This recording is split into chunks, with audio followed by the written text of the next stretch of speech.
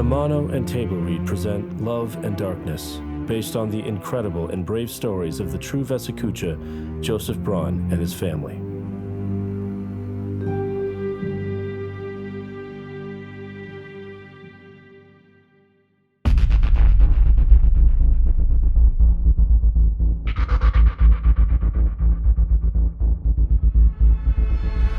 Love and Darkness by Sonny Postiglione. Exterior forest, Ukrainian steppes, day. A dense forest, thick with pine and spruce. A pair of doves take flight just as a saga antelope bursts from the trees. The antelope scans the area, locates a patch of foliage to supper on. Mid-gnaw, the antelope's ears pop back.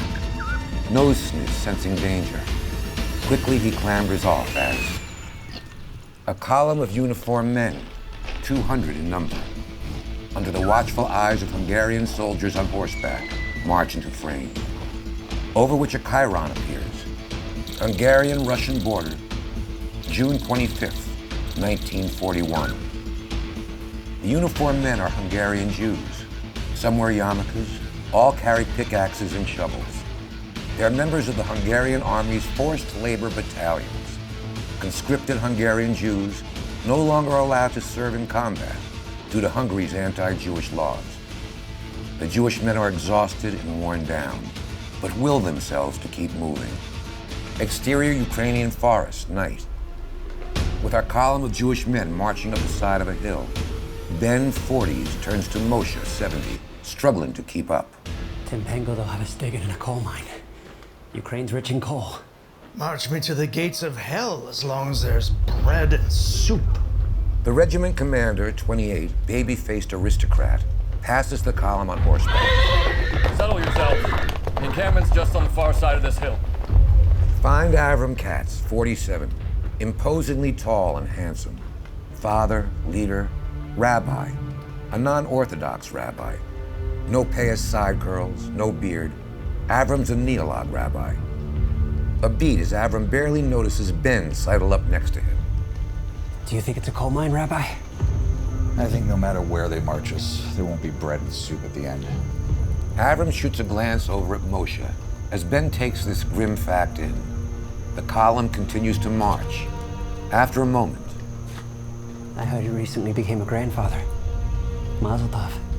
My eldest son had a boy, Janos. Moshe interjects. Chose a Hungarian name? The boy's a Jew. He's also a Hungarian. Not to them. Moshe indicates the regiment commander, who spurs his horse and rides to the front of the column. As the Jewish men reach the top of the hill, the pops and thunder of explosions can be heard. They exchange frightened looks as their destination becomes clearer. What the men see in the valley below sends a chill down their collective spines. Thousands of jittery soldiers are formationed behind columns of tanks, jeeps, and motorized bicycles. We recognize their uniforms as the same uniform worn by our labor battalion's regiment commander. That's the 2nd Hungarian Karpat Division. We're at the front.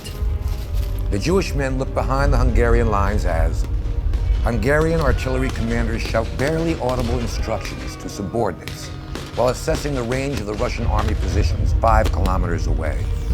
Blast after blast of incoming Russian artillery fire checkers the field. At the top of the hill on AVRUM, Ben and Moshe, as they quietly take in the scope of the conflict. All three are clearly shaken, though AVRUM for his own reasons. AVRUM and Ben exchange a look. I'd forgotten the sound of battle. A blast explodes a supply truck, turning it into a smoldering fireball, sending flame shards into Hungarian soldiers within its proximity. The soldiers' uniforms catch fire, dozens burn alive. Their desperate screams echo. Back to AVRUM, Ben, and Moshe as they gasp at this horrid sight. I'd forgotten the sound of battle. Fear God. Be wary of man. Exterior battlefield, a few moments later. AVRUM's labor battalion marches behind the Hungarian lines as Russian artillery continues its onslaught. A deafening explosion pops overhead. The Jewish men take cover. On your right! Out of the way!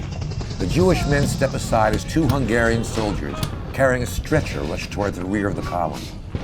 AVRUM sees a wounded officer on the stretcher, clocking bloody stumps where his legs should be.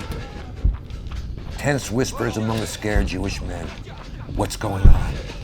The regiment commander rides back to the group and veers to a halt, converging with a runner, 20, to discuss orders. From their heated exchange and the look on the regiment commander's face, something's wrong. Company, attention. The Jewish men brace themselves. Drop your tools.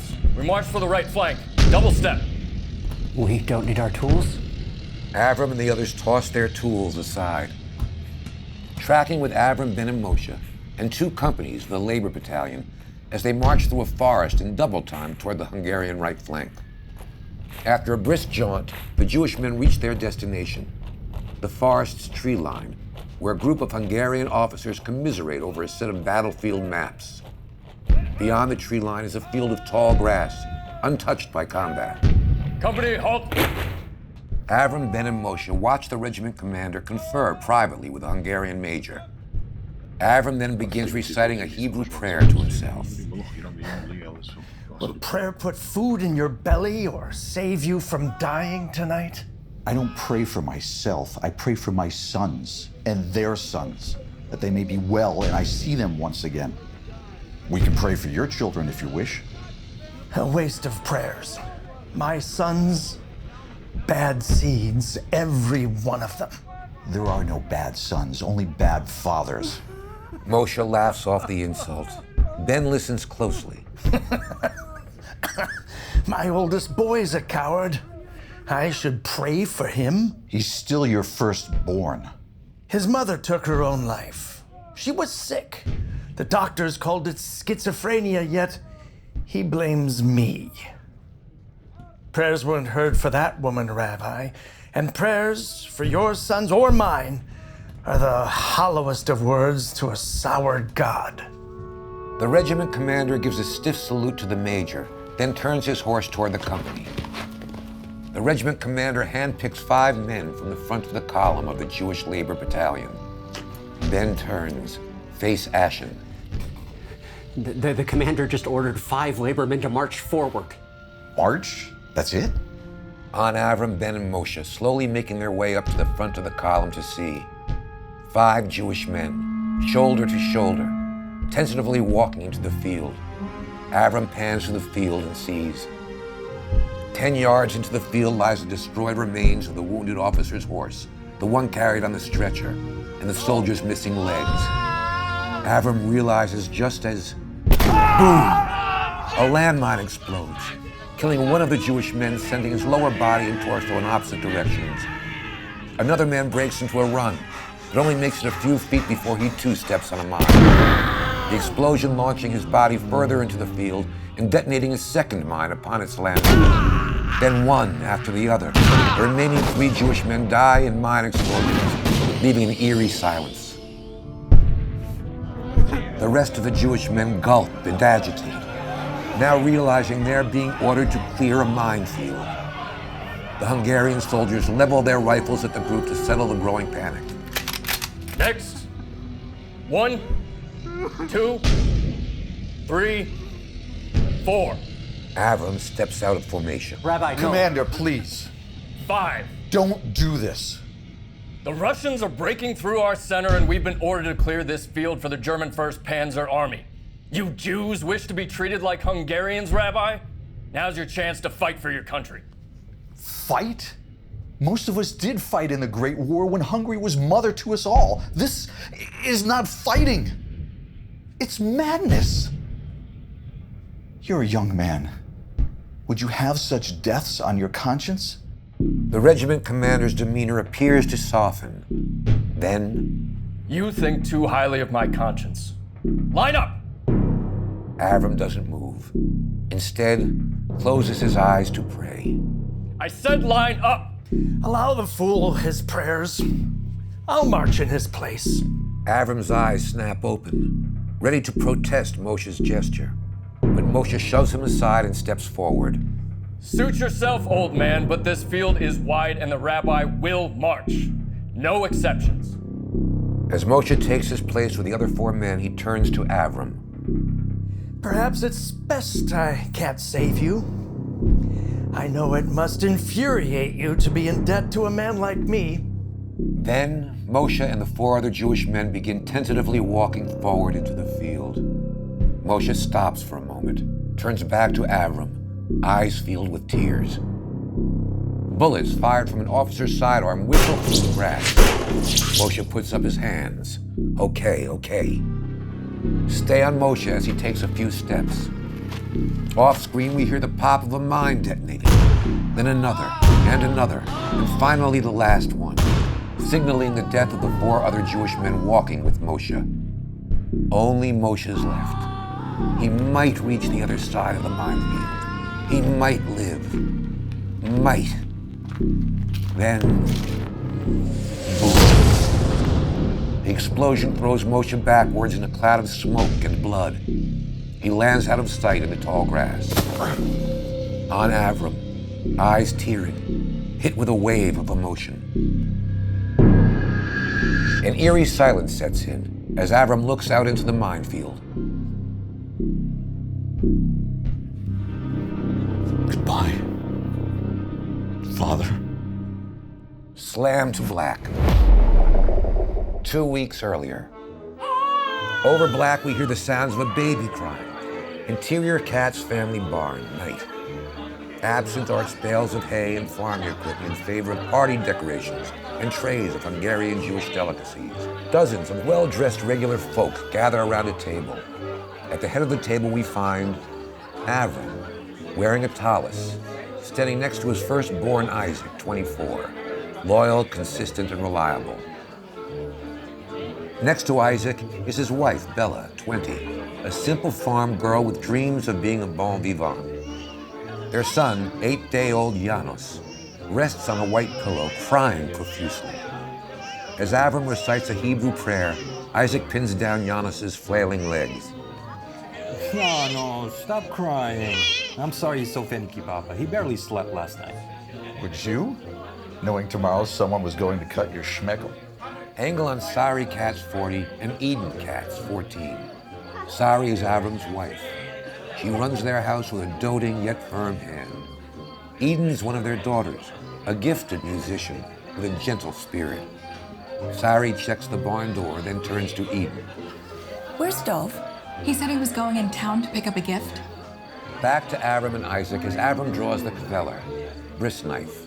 But as AVRUM inches the sharp blade closer, about to cut, Isaac's nerves set in. He grows woozy, keels over and vomits. Isaac attempts to gather himself under a chorus of good-natured laughs from the guests. It appears the father's finicky too. As Isaac regains his legs, he looks to AVRUM, bewildered. As you say it, I realize I'm a father now. How will I know what to do? I barely know what to do for myself. Some of your children will be timid, some strong, some wild things. Be a good man, and you'll be a good father. Isaac considers his crying son. The room falls magically silent as he lifts the boy into his arms and sings him the classic Hungarian lullaby, Tente Baba, Tente. Sleep, baby, sleep, close your eyes, sleep, tilting little rosebud, the violet is sleeping. Under which Janos has fallen fast asleep.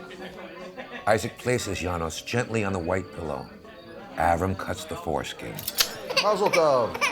The guests respond. Rose, the 30s, the family's nurse, wearing a rosary bead bracelet, walks over, takes Janos and nods to AVRUM. Mazel tov! At the barn's entrance, we find Dov, 22, AVRUM's third oldest. Dov is the family darling, the one who excels at everything he does. SARI approaches Dov. No gift could be so meaningful as to miss your nephew's bris. That would depend on the gift. A stocky man enters the barn holding a small duffel bag. This is Wolf, 23, AVRUM's second oldest son. Wolf's gruff, less polished than his brothers. He's a rebel, but a rebel with the cause, Zionism. SARI covers her mouth as tears of joy emerge. His presence tonight was hoped for but not expected. Wolf. Sari runs over to Wolf, hugging him as only a mother could. Wolf breaks the embrace, then makes eye contact with Isaac, who, like his mother, is in complete shock at his arrival. Oh, forgive me, brother. I smell like petrol and cow shit. Isaac laughs as he and Wolf converge for an emotion-filled hug. AVRUM looks to Wolf and smiles. His boy is home. His sons reunited. Pre-lap, Benny Goodman's in the mood. Interior KATZ family barn night. The post-bris reception. Music, food, dancing. Sari, Isaac, and Dove surround Wolf. Sari's tears continue to flow. The last time you were keeled over in such a state? We're outside that swing bar in Pesh. Fatherhood breeds nerves. And as I recall, you were right beside me in that same sorry state. Bella, Isaac's wife, approaches and hands over Janos to Isaac. Say hello to your nephew, Janis. I see his papa's eyes. And ears. He's handsome. Like his Uncle Wolf. Yeah, and on pace to be as chubby. My grandson's appetite is perfectly healthy for a newborn. Then what's your excuse, Wolf? Wolf smiles, considers Janos affectionately. Janos. May God bless him from Torah to Hora. Where is he? Slamming into Wolf with an aggressive hug is DEVORAH, 18, AVRUM's oldest daughter with her younger sister Eden in tow. DEVORAH's beautiful, whimsical, and wild, a force of nature, as she pats Wolf's belly. I missed you so. And it appears there's more of you to miss. Isaac and Dove shoot a look to Wolf. The only food left in the south of France is mutton. Ew, mutton's too gamey. Eden, I stumbled across this in Lyon. Judy Garland sings on it. Wolf presents a 78 RPM record to Eden, the Wizard of Oz. I love her. I can't wait to listen. DEVORAH grabs Eden by the arm. Eden, come on, dance with me. What? Now I'm talking. Talk to him later. This is my song. Every song is her song. Wolf studies DEVORAH as she drags Eden away. His sisters cross out as AVRUM approaches. Wolf stiffens, nervous. Papa? AVRUM warmly considers his son, then draws Wolf in for a hug. A sense of relief washes over AVRUM as they separate. 6 months and not a single letter? I intended to write. Then why didn't you? Perhaps I didn't want my penmanship or my politics chastised. It's not your penmanship that can get you killed. Wolf redirects the conversation, indicates Dove. This one's beginning Debrecen in the fall. Admiral Horthy allows a Jew into medical school. The right must be screaming progressive. There'll be a doctor in the family. And you must be proud. I'm proud of all my sons, Hushka. Wolf allows himself a smile. Approaching now is Uncle Yehuda, 43, a butcher by trade, and his dutiful wife, Ruth, 35. Uncle Yehuda is AVRUM's younger brother. He's carrying a giant gift box with a blue bow. It's an unassembled crib. My boy. Uncle Yehuda, Aunt Ruth. Uncle Yehuda slides the box over to Isaac. Isaac, take this. Mazel tov. What a lavish gift, Uncle. It's from Grandpa Moshe. My gift was schlepping it all the way from Budapest. I hope your wife likes it. It looks expensive. I have no doubt she'll love it. AVRUM? Uncle Yehuda leads AVRUM over to the side, out of the family's earshot. He asked for you. His first great-grandchild and he doesn't attend the bris? The old man knows he's not welcome, but he sends his words. Uncle Yehuda presents an envelope. AVRUM's hesitant to accept it. Take it, so I can have a glass of wine. AVRUM grabs the envelope and considers it as Uncle Yehuda moves off. AVRUM looks up, sees Sari staring back at him with an uneasy look. Interior KATZ family barn, night. Behind a serving table, Isaac cube cuts a loaf of challah as Wolf holds court with Dove and Sari. Ceux de la Résistance, Libération Soul. Our group smuggles them submachine guns, grenades, pistols, anything we can get our hands on, and they pay well. Same thing with Poland, with the Polish Home Army. But we don't take the money from Poles. Them, we trade. Trade for what? under which Isaac tosses Wolf a piece of challah. Wolf tastes it, delicious. He nods approvingly to Sari, then answers Isaac. Guns for Jews. Those who've escaped from the ghetto. Dove checks his watch, nervously, then... I hear Germany's advanced almost 200 miles into Russia. Where'd you hear that? The BBC. As AVRUM walks over. It's almost impossible to believe. Hitler caught them completely by surprise. Whole armies are surrendering. There's a joke on the front. The only Germans dying in Russia are from gonorrhea. Rumors speak of Hungary invading Russia from the south. Invade Russia? Impossible. It's already begun. The 2nd Mechanized Karpat Division is being moved into the Ukraine as we speak. At that moment, Sari notices an attractive young woman, 22. We'll come to know her as Inga, standing at the barn's entrance. Isn't that the carpenter's daughter? Inga. Inga's eyes land on Dove, sending him a powerful romantic gaze. A gaze he noticeably returns. Dove steps away to greet Inga. AVRUM turns to Isaac. The girl shopped in the store once. She bought a wedge of brie. Thank Hashem his taste's improved. Remember his high school sweetheart? Isaac makes a face. She wasn't attractive. But under the weight of AVRUM's scrutinous stare, Isaac reverts from being a playful brother to his father's son. She was Jewish. As this notion echoes, Sari, Isaac, and Wolf look to AVRUM on how best to proceed. We should welcome her. AVRUM takes Sari by the hand and leads her toward Dove and Inga. Isaac and Wolf exchange a look. Then Wolf pulls out a flask from his breast pocket and takes a swig. Isaac indicates the flask. Wolf passes it over. Polish whiskey. Isaac takes a long swig himself. Interior KATZ family barn a few moments later. Dove ushers Inga into the party. She's a bundle of nerves. Is this dress appropriate for... Bris, it's perfect. AVRUM and Sari approach, all smiles.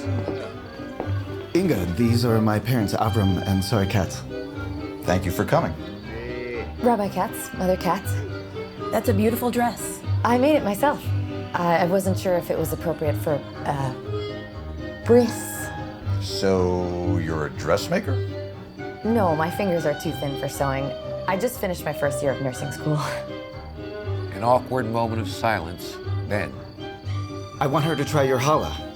She and my Aunt Ruth, they make the dough from scratch. Sounds delicious. It was nice finally meeting both of you. Dove leads Inga away. AVRUM watches them go. At least she's tall. She said, finally. Finally. Has it been that long under our noses? A long beat as both AVRUM and Sari take in Inga's presence and what it ultimately means. Sandor, 12, one of AVRUM and Sari's younger children, comes over. Papa, can I taste some wine? AVRUM, distracted by his anger toward Dove, delivers it hot. No, Sandor, you're too young. Sandor nods, then mopes away, hangdog. AVRUM turns to Sari. One night, my sister Miriam met a Christian boy at a town dance. The next morning, my grandfather called him to the house and told him, if she betrays her religion, she'll betray you. And this was at 13. Don't you dare say anything so cruel to that poor girl. It's just a story. It's not just a story, AVRUM. Sari summons a host's smile and approaches Uncle YEHUDA, leaving AVRUM alone to contemplate. As he does, he spots young Sandor sitting alone, glumly staring down at the floor. AVRUM walks over, lifts his young son's face up with his index finger, and smiles. One sip. Exterior dirt road simultaneously. An idling car engine cuts through the silence of the warm summer night. The car's driver wears a Royal Hungarian Gendarmeries uniform. We'll come to know him as Captain TIBOR, early 30s, deep blue eyes, military bearing. TIBOR shuts off the ignition, cups his ear, and smiles as he hears the faintest echoes of the song by Mir Bist du Shane by the Andrews Sisters. The captain steels himself, adjusts his cap, and turns on the ignition.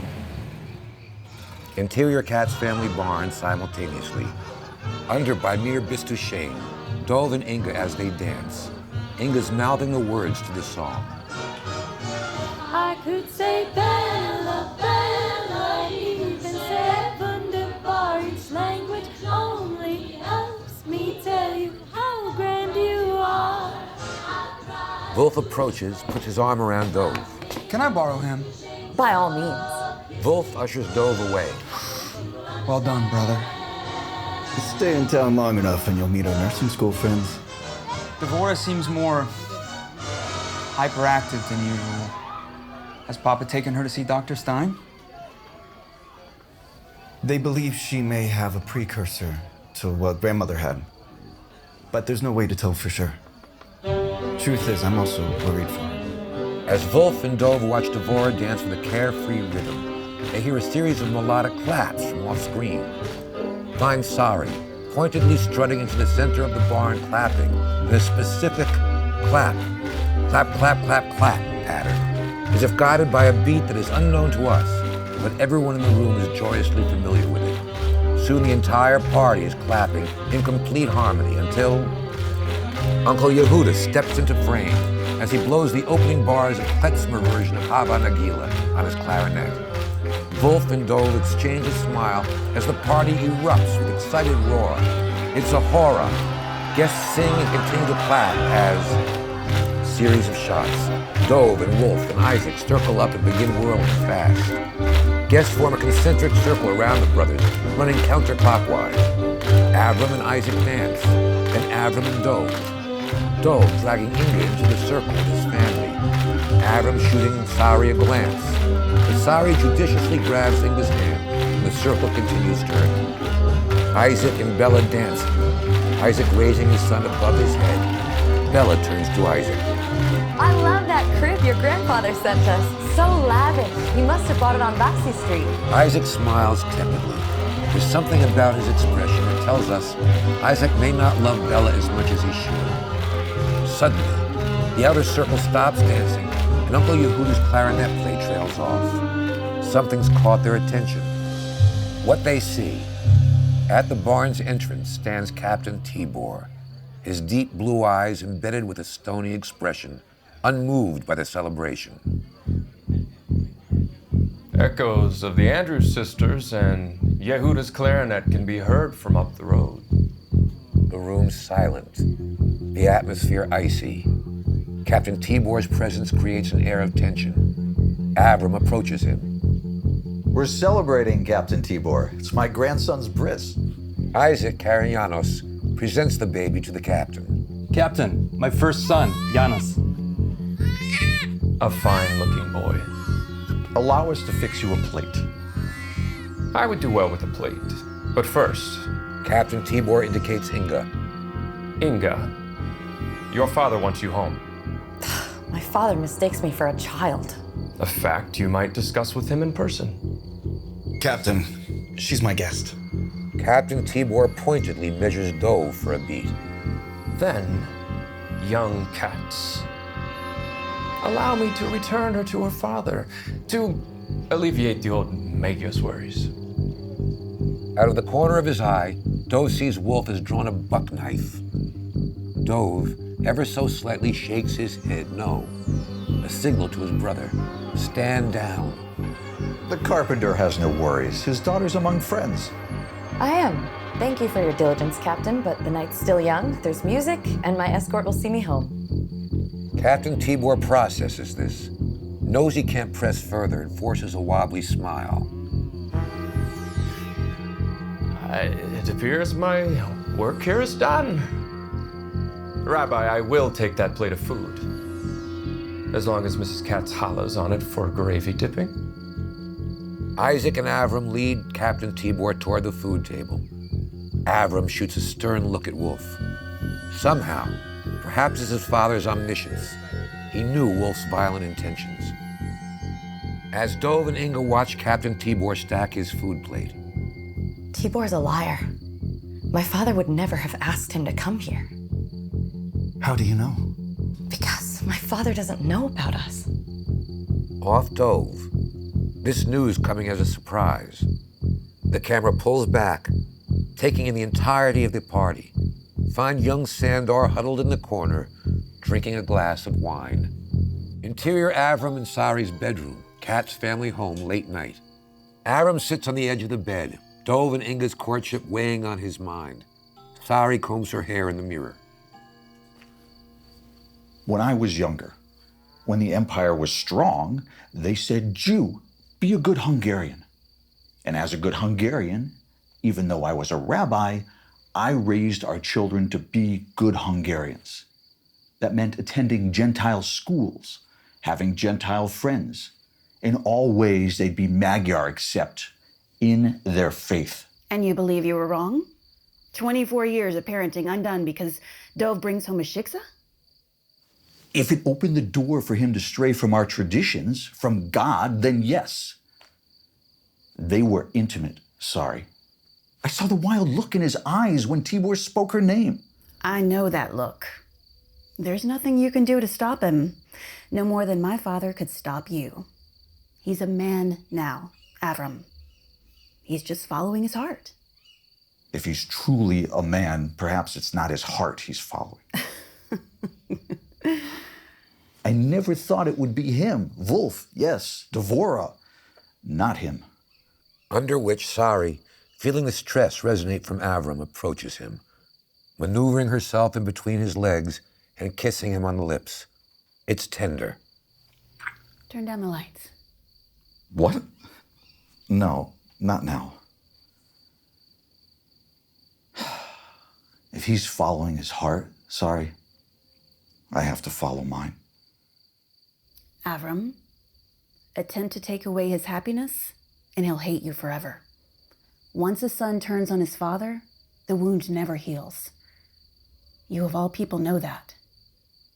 AVRUM considers his father's letter resting ominously on the nightstand.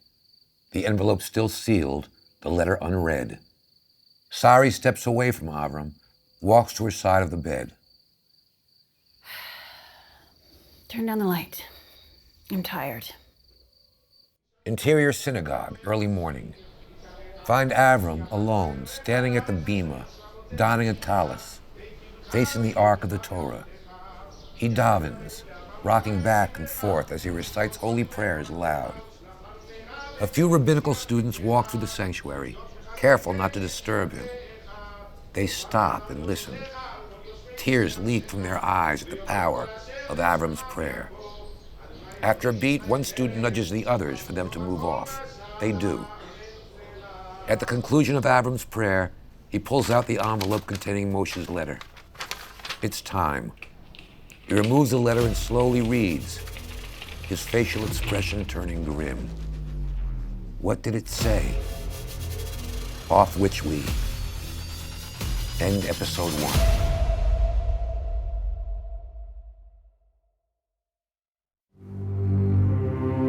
Namano and Table Read present Love and Darkness, based on the incredible and brave stories of the true Vesikucha, Joseph Braun, and his family.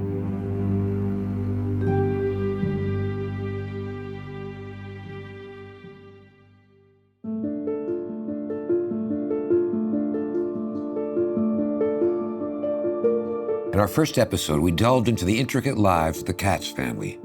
We met Dove KATZ, a young man entangled in a forbidden love with Inga, a non-Jewish girl from their town.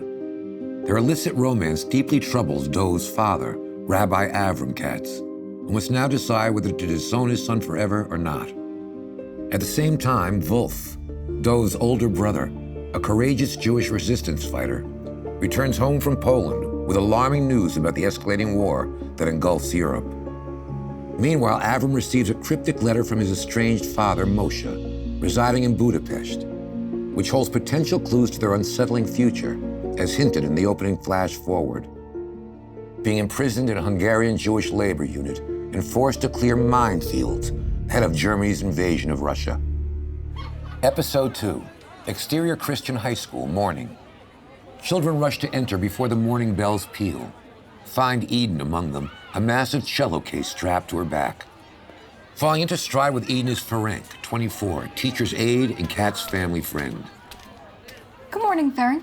Ready your cello, Eden. Today in class, Herr Schuner will make the most amazing announcement. Not even a hint? Perhaps I'll find another stomach for this hollow my mother sent you. I shall not tell you. My lips are sealed. Then handing you a loaf of bread would truly be a waste. Oh! Eden smiles, then hands over a bag containing the challah. Interior orchestra classroom, high school, morning. The instructor is Herr Schulner, 70s, a relic from the old Austro-Hungarian Empire. Find FERENC sitting at the piano. Students file in carrying their instruments, strings, brass, woodwind, and percussion. Take your seats, quickly. Herr Schulner taps his desk with a conductor's baton. Attention, class. A representative from Franz Liszt School of Music is choosing students for a special program to study music in Budapest for their summer session. Eden and FERENC exchange a look while the students gush with excitement. Reserve your enthusiasm. Only 34 children from across the country will be chosen. Most, if not all of you, will be rejected.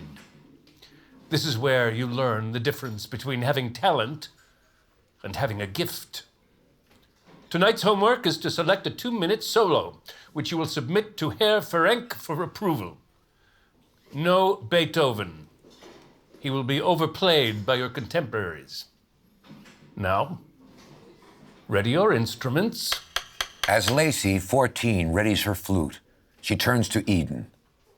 I hear your brother's wife birthed a son and your father chopped off his thing. A few students within earshot snicker. It's called a bris, Lacey. Nothing's taken off but the foreskin. It sounds barbaric. Miklos, 14, class bully, chimes in. Like most Žid customs.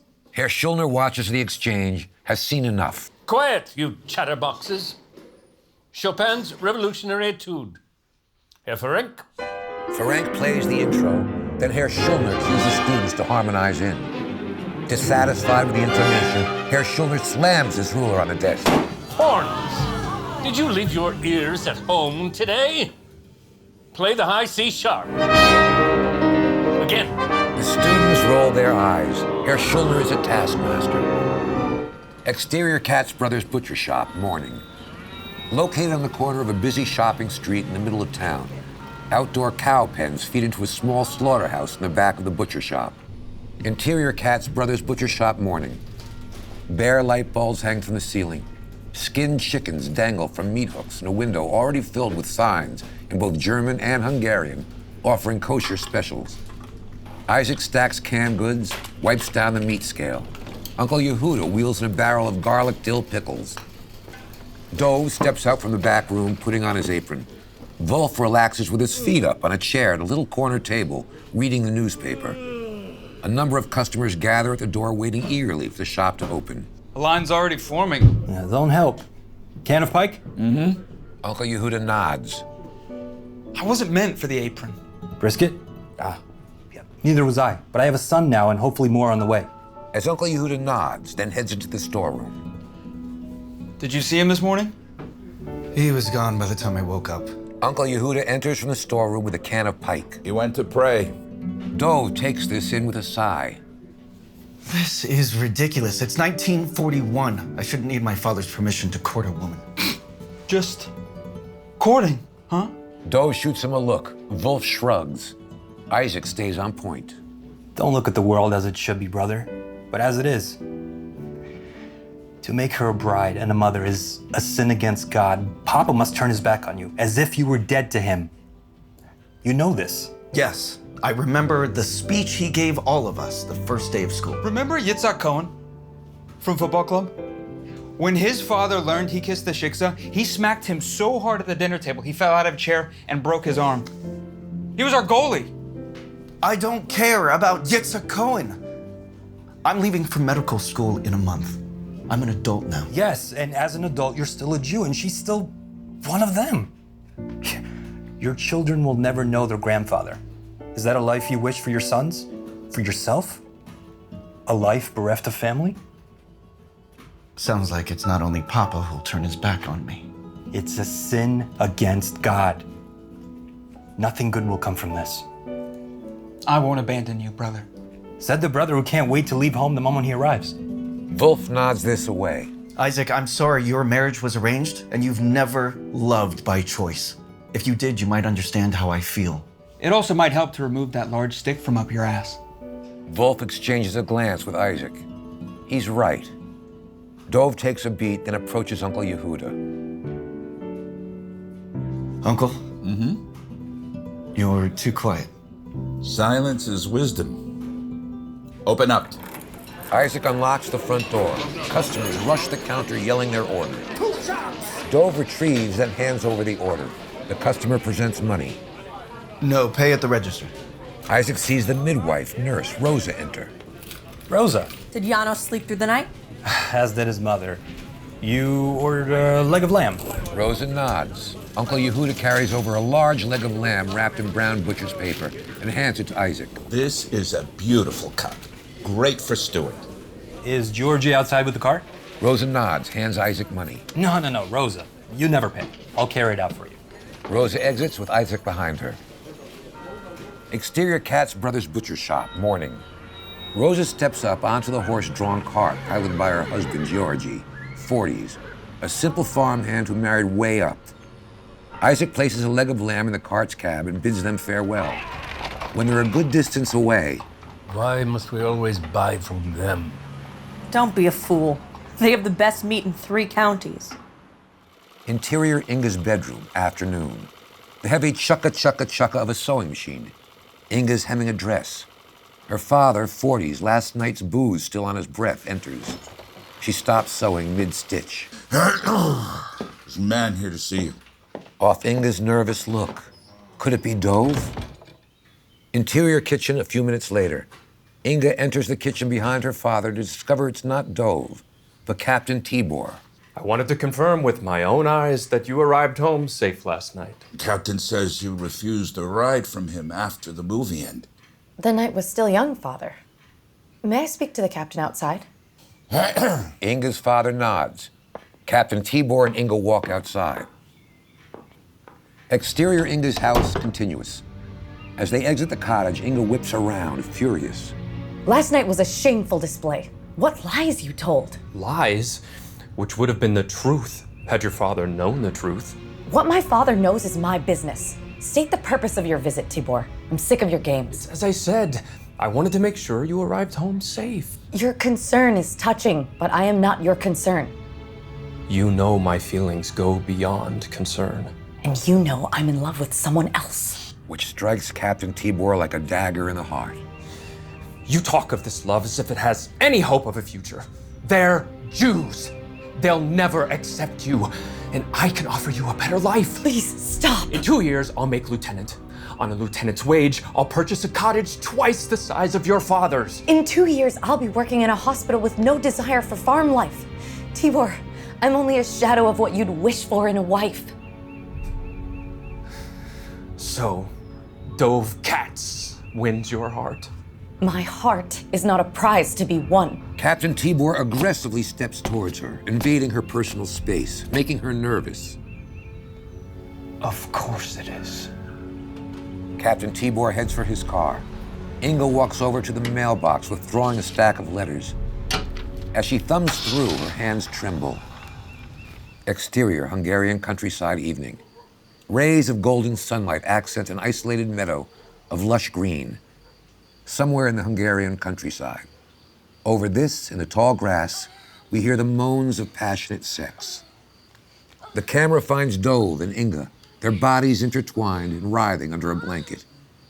After climax, they settle into a post-sex calm. Inga lays her head on his chest, and the two stare into each other's eyes. After a long silence... You seem quiet. Were you considering TIBOR's offer? Only the tone in which it was presented. He frightens me. Dove sighs, puffs out his chest. Not enough for you to confront him. He knows I'm yours. The matter's settled. And your father? How long before that matter's settled? My father is an old Magyar with deep opinions of Jews. I'll tell him. When you tell me that this is forever. Dove leans in and kisses her. Passionately, desperately, as they roll over into each other's arms. Interior kitchen, KATZ family home, late night. SARI's cleaning the dinner plates. AVRUM enters, tosses down his father's letter on the kitchen table. Moshe invited me to Budapest. Will you go? No. What needed to be said was said years ago. Oi, AVRUM. Your mother was sick. You yourself said it many times how she'd have conversations with the walls or sleep in the basement for days. It was the sickness that put the gun in her hand, not your father. But it was his infidelity that pulled the trigger. And now he seeks your forgiveness, as you might one day seek from Dov if you turn your back on him. Perhaps. But Moshe doesn't only seek forgiveness in his letter. He seeks advice. The clomp and whinny of a horse approaching. AVRUM's face turns pale as he sees through the window it's Dov. SARI reads him. AVRUM steels himself for what must be done. AVRUM, no. I'm a rabbi, sorry. I can't have him in my house. Interior KATZ family barn a few moments later. Dov ties down the horse's reins and tends to it. After a beat, he realizes there's someone else in the barn with him. Dov slowly turns around to find AVRUM standing there, his face inscrutable. Dov knows what's coming next, but AVRUM struggles to find the right words. A long beat of silence, broken by... I intend to marry her, Papa. I'm sorry. Anu made beef for supper. The plate's still warm if you hurry. AVRUM quickly retreats out of the barn. Dov opens his mouth to speak, but then closes it wordlessly. Exterior KATZ family barn continuous. AVRUM exits, looks up to heaven, eyes tearing. Forgive me. He's my son. Interior hallway, Christian high school afternoon. In between classes, students hurry to class. Pick up Eden, cello strapped to her back, briskly walking past Lacey and her friends who commiserate in front of the orchestra room. Lacey scrutinizes Eden from head to toe and notices something that disturbs her. She and Eden are wearing the same red socks, with yellow flowers as part of their skirt outfits. Eden enters the orchestra class. Interior orchestra room, Christian high school continuous. The students slowly trickle in and take their seats. Such lethargy from aspiring musicians. Take your seats. The students uncase their instruments. A debate rages in the high halls about Bach's suites. Is it the substance of his heart's passion, or the pure calculations from the rhythms of a didactic mathematician? No dead hands today. Bach's Courant in C major. FERENC leads a complicated piece in with the piano. Then the students follow, sounding marvelous. Angle on Lacey, blowing into her flute, distracted. She repeatedly peers over to Eden, examining her socks to confirm if they are indeed the same exact pair. How could she have the same pair of socks as a Jew? Herr Schuldner takes note of Lacey's deficiency in concentration and rumbles over. Pay attention, flutes. Enough. The music dies out. Lacey, you're overhanging the keys. I wasn't, Herr Teacher. So my ears deceive me? Perhaps I am mistaken. Perhaps you are a prodigy equal to Lily Bollinger, or Bellini, or Franz Liszt himself. Lacey shakes her head no. Stand. Lacey nervously rises out of her chair. If the emissary from Franz Liszt were here, in this very room, would he select you for a scholarship? No, Herr Teacher. No. Eden KATZ. Based on your performance, would you be chosen? I can only hope, Herr Teacher. Minor chuckles from the other students. Miklos blurts. Like they'd pick a Jew. More inward timbre of the D string and almost avoiding the open A. Today, your play was precise and unerring. Then Herr Schuldner maneuvers her face to face with Lacey. Extend your palms face down. Lacey slowly does this. FERENC realizes Herr Schuldner's intentions, stands defiantly. Herr Teacher. Sit down, Herr FERENC. You are only here at my whim. FERENC deflates into his chair. Herr Schuldner turns to Eden, hands her the conductor's baton. 10 reps on the knuckles. A lesson she'll not soon forget, coming from you. Eden's frozen. Strike now. Look, they're wearing the same socks. The students check to confirm. Enough chatterboxing. Eden, commence. Eden tears up, looks to FERENC, who nods his approval. Eden strikes Lacey's knuckles. Once, twice, a third time, as Lacey's eyes register the pain. Harder! Eden raises the baton above her head, ready to pounce, but then freezes. I cannot do it, Herr Teacher. Complete the punishment, or be expelled. Eden considers this, but then lowers the baton and tosses it on the desk in front of her. Miss KATZ, you are dismissed for the remainder of the semester. Please, Herr Teacher, what about my audition? Auditions are held for students enrolled in orchestra. Miklos, 17 lashes, an additional 10 for the Jewess's disobedience. Count aloud. Miklos rises, wipes the baton, and strikes Lacey mercilessly. 1, 2, 3. The haunting thwack of the baton connecting over Lacey's knuckles is all we hear as Eden packs up her cello. Before Eden exits, Lacey glares daggers at her. Exterior alley next to the school, afternoon. Eden sits on the ground, back against the wall. She's watching a female beggar hassle pedestrians for a handout. FERENC enters the alley, sits down next to her. 7 more taps is all it took. Yesterday she made a comment, as she always does. In that moment, when I stopped hitting her, it wasn't because I was afraid of hurting her. It was because I was afraid of how much I wanted to. Which makes what you've done all the more brave. No. I'm a weak, sentimental girl, and the world tramples us. He held my future in his hands.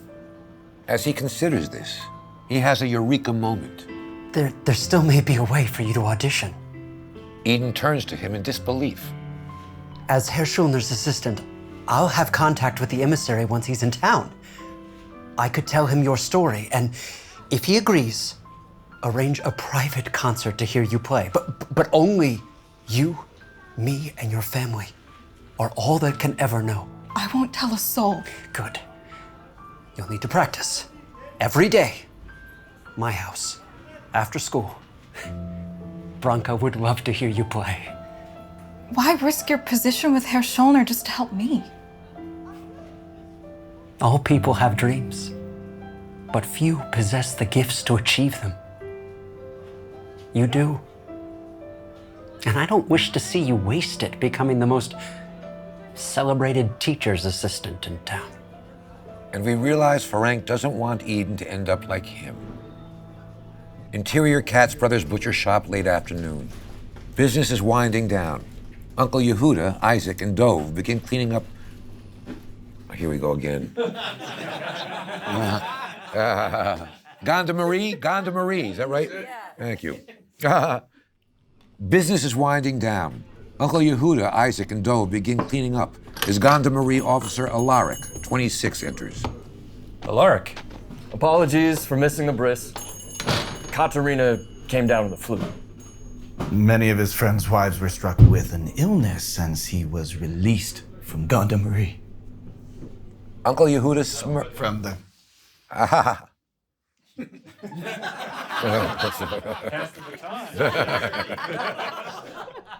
We're in this together. Many of his friends' wives were struck with an illness since he was released from the Gonda Marie. Mm-hmm. Uncle Yehuda smirks. Isaac covers. They ask how she's feeling. Still with a fever and sore throat. My mother's matzo ball soup is the perfect cure-all. Then I'll take a liter. Isaac fills a container of soup from a heated chafing dish and hands it to Alaric. Alaric pulls out money for recompense. Pay at the register. Alaric turns, but then stops, his face filling with dread. Something terrible weighing on his mind. Isaac, I'm sorry. At that moment, a caravan of police cars lumbered to a halt in front of the shop. Stepping from the lead vehicle, Captain TIBOR. Isaac, Dove, and Uncle Yehuda exchange uneasy looks. TIBOR? Isaac whips a furious glance to Alaric. As Captain TIBOR enters, air thickening. Captain TIBOR turns to Isaac. Step out from behind the counter, old friend. Isaac warily does this. Captain TIBOR presents him with an official-looking document, displaying state seals. This shop's being closed until further notice. The Office of the Health Inspector needs proof we're conforming with the new animal safety regulations. There have been rumors of code violations. Kashrut law is not Hungarian law. Uncle Yehuda comes from around the counter. Dove remains silent, simply staring down Captain TIBOR. If you're found serving any beef or poultry on the premises until the health department inspects you, you're subject to arrest and forfeiture of property. Captain, 14 years we've been in operation, no violations. Then you should have nothing to fear. An inspector will contact you within the week. Captain TIBOR shoots Dove a glance. The glance is just smug enough to allow Dove insight into the true purpose of the shop closing. Payback for Dove's relationship with INGA. Captain TIBOR and Officer Alaric exit. Alaric still holding the soup, leaving Uncle Yehuda, Dove, and Isaac to confer. So the shop's closed for a few weeks until an inspector certifies their compliance. Don't be a fool. No inspector will ever come. As Isaac considers this, Dove's blood boils, until he can no longer ignore his rage and charges out of the shop in pursuit of Captain TIBOR. Exterior KATZ Brothers butcher shop continuous, as Captain TIBOR opens his car door. Captain!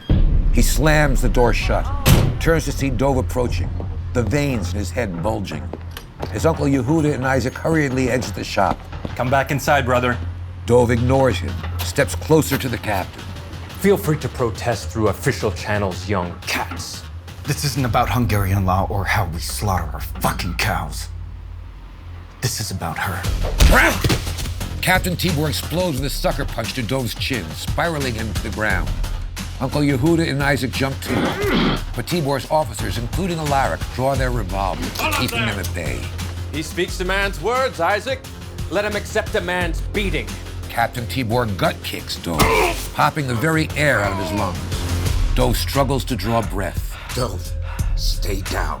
But Dove's tough and defiantly stands up, signaling TIBOR for round two. Isaac, Uncle Yehuda, and a growing crowd of townsfolk gasp, knowing Dove's overmatched. A left hook, an uppercut, a shot to the abdomen. Isaac winces as Dove is back on the ground, face swelling. Dove desperately crawls for the safety of the butcher shop.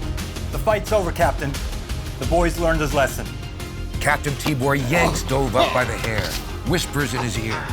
He knows how to end this. The subtext, give up seeing Inga. She'll never love you. Captain TIBOR flattens his node with another hammering right. Back on the ground, Dove continues crawling toward the butcher shop, determined to reach the porch. He scurries away like a rat. I thought you KATZ boys were made of sterner stock. But Dove wasn't crawling to escape. He was crawling to find a weapon. Dove slowly rises to his feet, clutching a piece of firewood. He swings for dear life, slamming Captain TIBOR across the face, dropping him to the ground. Dove tosses the firewood, jumps on top of TIBOR, pummeling him with rights and lefts. The fight devolves from punches to each man attempting to choke out the other. The police officers run over to pry Dove off of their captain. Isaac and Uncle Yehuda help, grabbing hold of Dove, pinning his arms back and dragging him away. Officer Alaric helps Captain TIBOR to his feet. Arrest him for striking an officer! No! TIBOR, you look weak. Captain TIBOR knows he's right, which infuriates him even more. The camera pulls back as the two men are restrained by their respective supporters, yet still desperately clawing and reaching for one last punch. Fade to black. Interior living room, KATZ family home night. The whole family is present except for Eden, AVRUM, SARI, Uncle Yehuda, Isaac, Wolf, DEVORAH, and Bella. Dove is on the couch, eyes closed, popping in and out of sleep. AVRUM sits at his side, watching him. DEVORAH turns to Wolf. Why do men think with their fists? Fists settle matters words can't. AVRUM stands, turns to the family. Tibor's rage is clear. Then let him suffer and remember. How? By unsheathing your knife? He lost the fight, Papa. This is far from over. If a mind of violence is what you've learned from those Zionist friends of yours. Unlike you, those friends and I have walked the streets of Krakow, Warsaw, and Lodz. Jews forced into ghettos like animals, thousands living on top of one another, slummed within a few square blocks. That's Poland. It's not here. Not yet. This is how it starts. First it's shop closings and beatings, and then it's ghettos and yellow stars. Allow me to end this before it begins. By killing him, you will ensure that it does begin. Wolf rolls his eyes, dismissing his father's warning. Frustrated, AVRUM steps in his face. It's intimidating. I may not have walked down the streets of Krakow and Lodz, but I've stood face to face with my enemy, close enough to feel his warm blood run down my arm, close enough to see the look in his eyes as he wondered how much deeper I'd drive my bayonet into his stomach. Which frightens Wolf and freezes the rest of the room. You know nothing about killing men, Hushka, and I pray you never do. A knock at the front door tenses everyone further. Isaac opens the door, revealing Inga, her face fraught with worry. Can I see him? Please. AVRUM nods approval. Inga rushes to Dove's side, grabbing his hand. AVRUM and SARI are touched. From envy grows hate. Interior bathroom, police precinct simultaneously.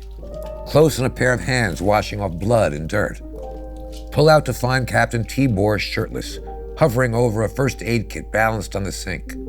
Now dabbing iodine on his contused cheek. A gold cross dangles from his neck. He takes a long, pointed look at himself in the mirror, eyes moving from his bruise to the cross and back again.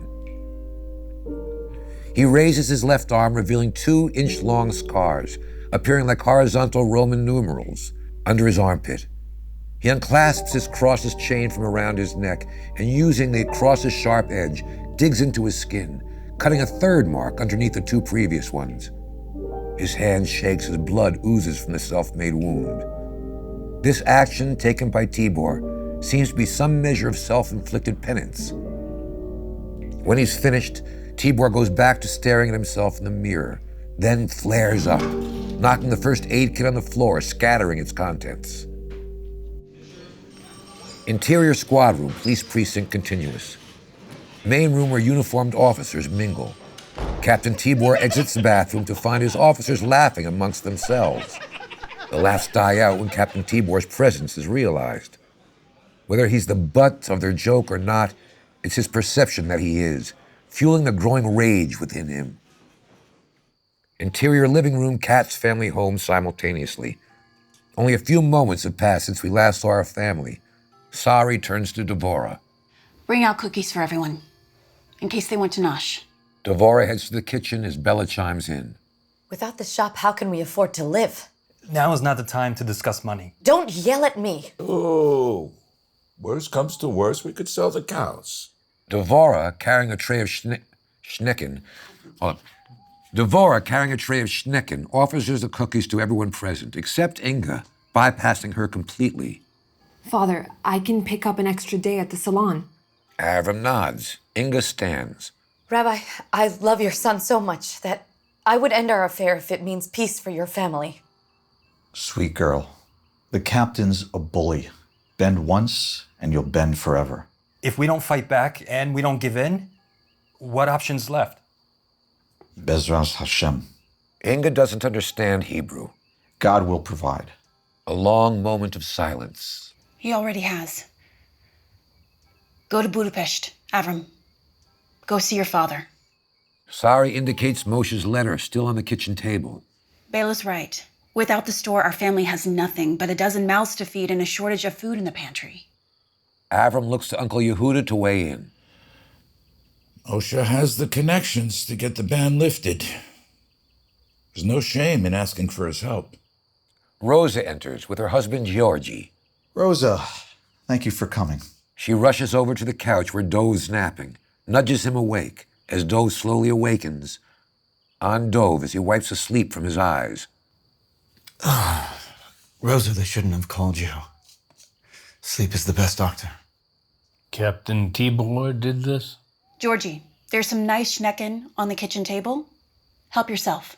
Georgi seats himself, takes a bite of a schnecken, and notices Moshe's letter sitting on the table. Rosa listens to her stethoscope, the drum over Dove's chest. Bruised, but not broken. I'll need to clean those cuts before infection sets. Hold on a second. Yeah.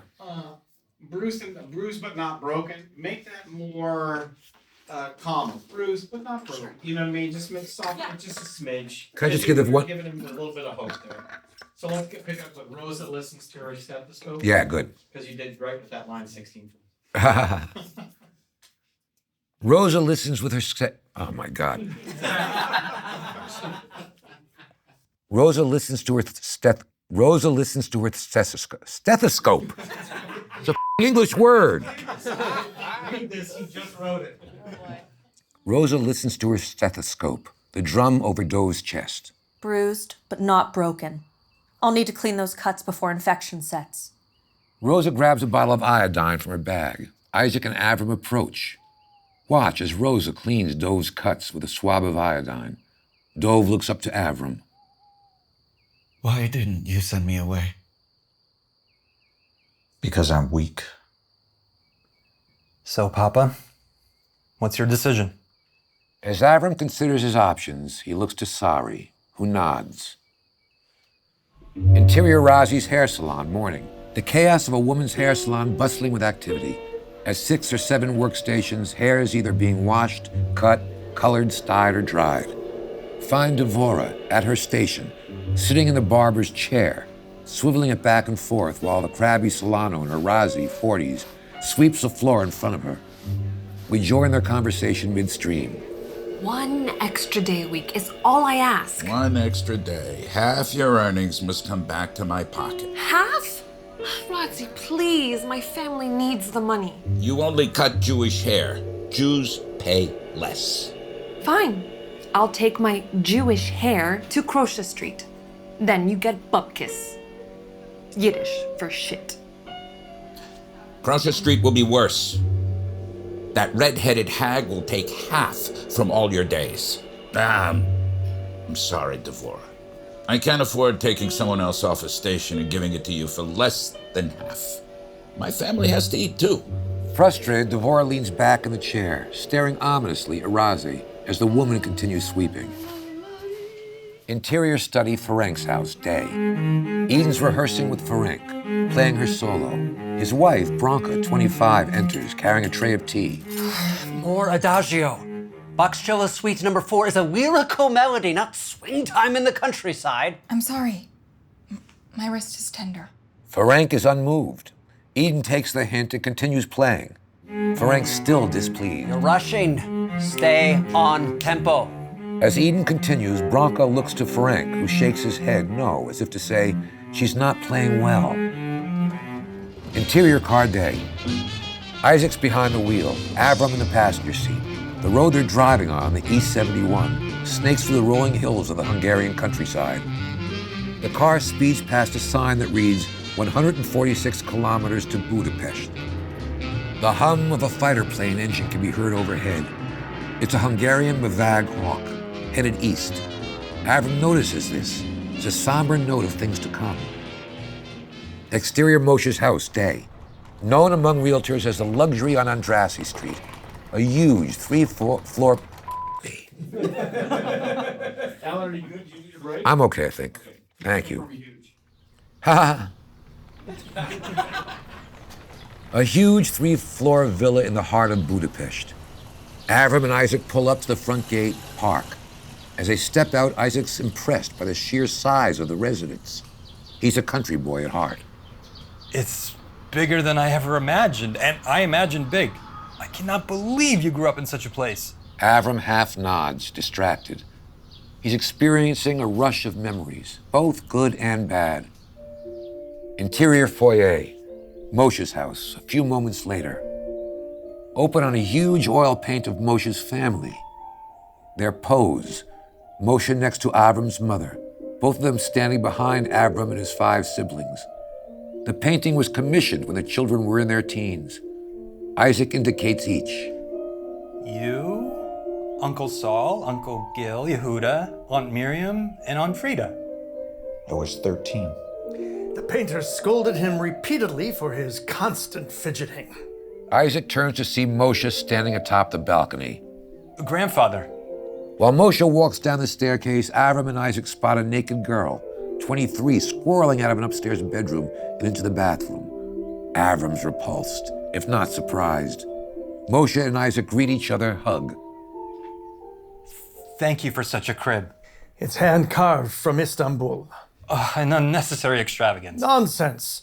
My first great-grandchild receives the world on a platter. What's his name? Your great-grandson? Moshe tries to recall. Yeah, I was told in passing. It's Janos. Janos. Very Hungarian. Isaac, why don't you go upstairs and rest? You look exhausted as a new father should. Isaac looks to his father for approval. Avrum nods as Isaac heads upstairs. How nice. The devotion of a firstborn. Off Avrum's look. Interior Moshe's study a few moments later. Moshe sits behind his desk, Avrum in a tall chair across from him. The naked girl seen earlier is now fully clothed, wearing a maid's uniform. She refills the ice bucket at Moshe's minibar, then leaves. As Moshe walks to the minibar and pours himself a drink. Must be hard finding one who can actually do housework. Moshe ignores this as he presents an empty glass to Avrum. Avrum nods yes. Ice? No? Fine. I'll call the Minister of Trade and Commerce regarding your problem with the butcher shop. He's sympathetic to Jewish businesses in the villages. Thank you. Don't thank me yet. The wind is changing in Budapest. Or did you not read my letter? You spelled conscience wrong. Moshe delivers a whatever look as he hands Avrum his drink. Parliament's considered lengthening forced labor units' terms of service from 3 months to 2 years. Banning marriage and fornication between Jews and non-Jews. For 1,000 years, this country has been tough on Jews. From the 1200s and Ladislaus IV to the White Terrors 20 years ago. Our course always writes itself. But never enough for them to consider us true Hungarians. The council's drafting a list of grievances for President Horthy, and I'd like you to be a part of it. The Neolog perspective. This city is rooted in neologian rabbis. Why me? You're my son, Hushka. There was a time when these hands fed you, clothed you, and bathed you. I was God in your eyes. I remember. I was still a child. But children grow up, and I realized you were not God. You were just the son of a goat farmer who sees the people of his life in terms of their value in getting him what he wants. You don't care about Jewish rights. 2 years for labor units instead of 3 months means less cheap labor for your factories. Interracial fornication forces you to hire your whores instead of publicly fawning over them. Doesn't it wear you out? Believing you're so much better than everyone else? Was your life so damaged with me as a father? Avrum won't even touch this. Don't turn a blind eye because you hate me. The war on Jews is coming to Hungary, and it will be the end of us. What would you have me do with 3 hot-blooded sons, one of whom already draws his knife at the slightest whim? How would they survive such a war? When you were a child, you'd always hide behind your mother. As a young man, it was God and the yarmulke. Now, you hide behind your sons. Coward. Exterior Croce Street, day. Close in a sign, Croce Street. Pull out to find a hub of activity as residents frequent their favorite shops and cafes. We're looking through the store window of the Croce Street hair salon. Inside, we see DEVORAH speaking with a red-headed female salon owner of 50s. By their animated hand gestures, we gather it's some type of negotiation. The salon owner extends her hand for DEVORAH to accept terms, but DEVORAH defiantly shakes her head no. The female salon owner shrugs, then turns away, while DEVORAH exits the salon, frustrated. As DEVORAH gathers herself, she notices something in the storefront window of a travel agency next door to the salon that catches her eye. Whatever it is, it seems to hold her attention for a moment until, on her peripheral, she spots a woman, CLARA, 30, Aryan features, exiting the market, carrying a large bag of groceries while trying to discipline her two unruly children. A boy, Hans, and girl, Heike, 8 and 5 respectively. Hans is disabled, wearing a leg brace on his right leg. DEVORAH runs over. Hans, no! Here, I can carry that back. DEVORAH reaches out. CLARA considers, then hands it over. Oh, you're a darling. Thank you. I'm Clara. This is Hans and Heike. DEVORAH, how far are you going? 2 streets over. The Hotel Lennox, if it's not an imposition. None whatsoever. It's on my way.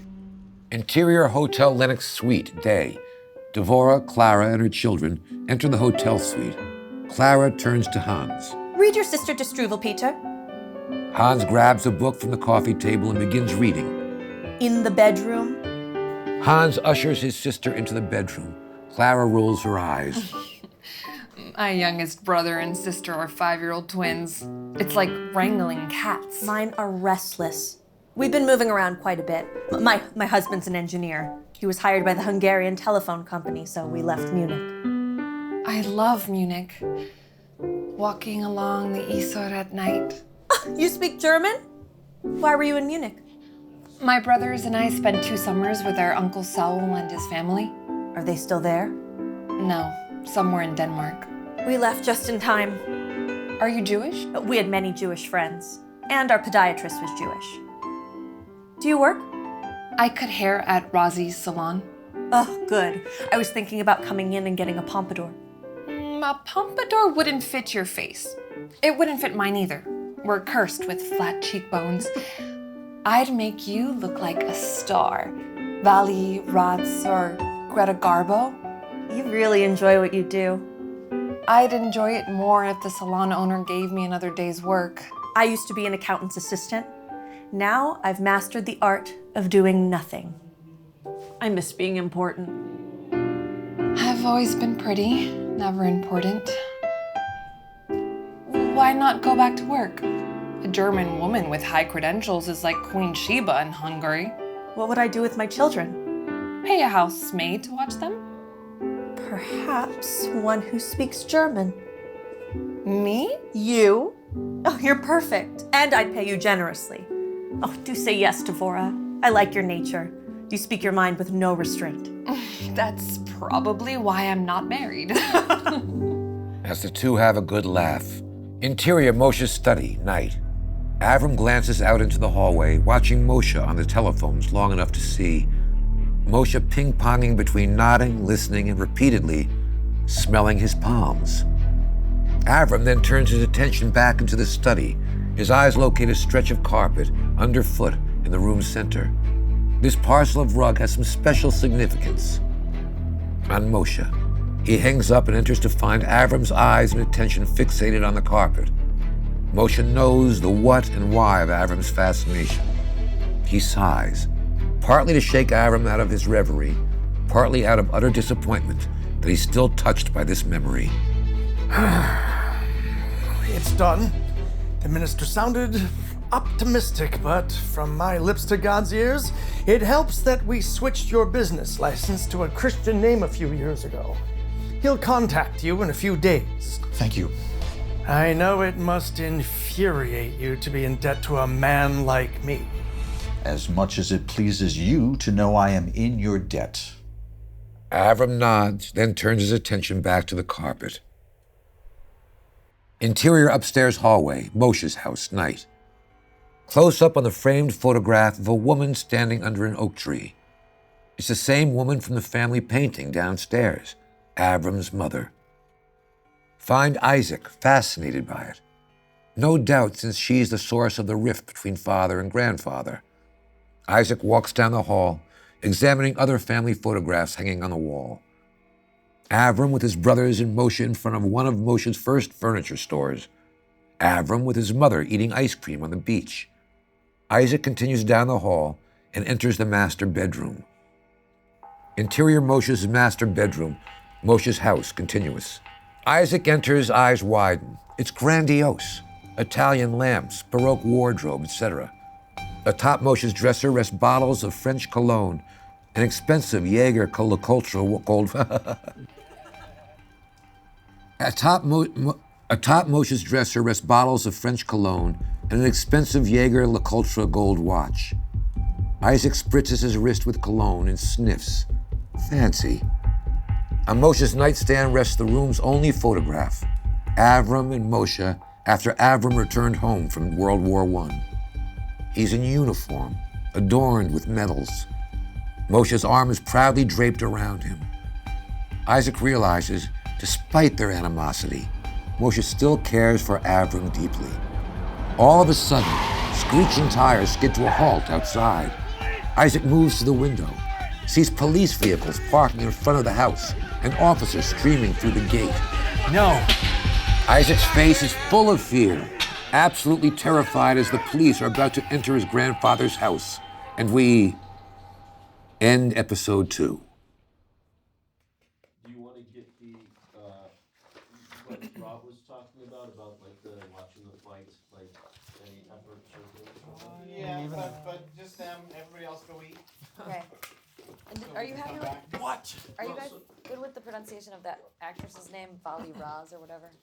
I forget who had that part, but you're good. Great. Sorry, Great. Okay, so hold up. So It is this difficult, and I went over a lot of shit. So just go out past the bathrooms into the back, and it should be set up out there. And let's plan to take a half-hour lunch, please, and let's try to get back in here at 2:20, if that's okay. All right, thank you so much for your patience. Refresh yourselves. Alan, please. Everybody.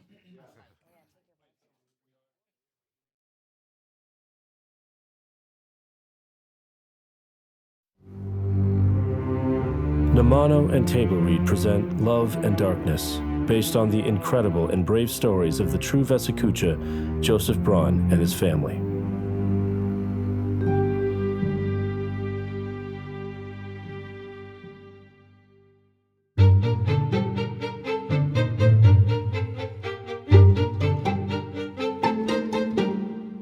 In our previous episode, the rivalry between Dove and Captain TIBOR over Inga's love intensified, culminating in a brutal fight in which Dove emerged victorious, humiliating TIBOR in front of his men. Meanwhile, AVRUM's eldest daughter, DEVORAH, makes a connection with CLARA, a single mother who offered her a babysitting job. In addition, AVRUM's other daughter, Eden, faces discrimination in the school band due to her Jewish heritage and receives tutoring from family friend FERENC, aiming to secure a spot at the renowned Franz Liszt School of Music in Budapest for a special summer program. Lastly, AVRUM and his eldest son Isaac visit AVRUM's father Moshe, when Isaac makes a shocking discovery. The Hungarian police are about to forcibly enter Moshe's house. Episode 3, interior second floor balcony, continuous. Isaac reaches a banister as AVRUM and Moshe rush into the foyer downstairs. The police are here. Isaac, I love you and your siblings very much. Go hide. Hurry! Even now you have to be a better father than me, AVRUM? Thump, thump. The door busts off its hinges as members of the Royal Hungarian Police Force flood in. They're led by an older Hungarian captain, 60s. Those doors were custom-made French villa! The captain approaches Moshe and wallops him in the gut. AVRUM moves to retaliate, but the other officers draw their sidearms. Stand down. AVRUM complies. The police captain looks to his men. Search the house.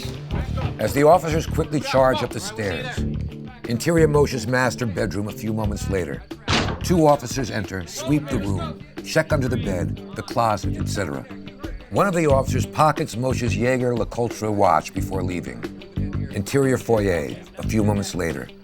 The 2 officers approach their captain. The house is empty, except for the maid. AVRUM KATZ. Moshe KATZ. You're under arrest for inciting rebellion. Moshe and AVRUM are escorted out of the house.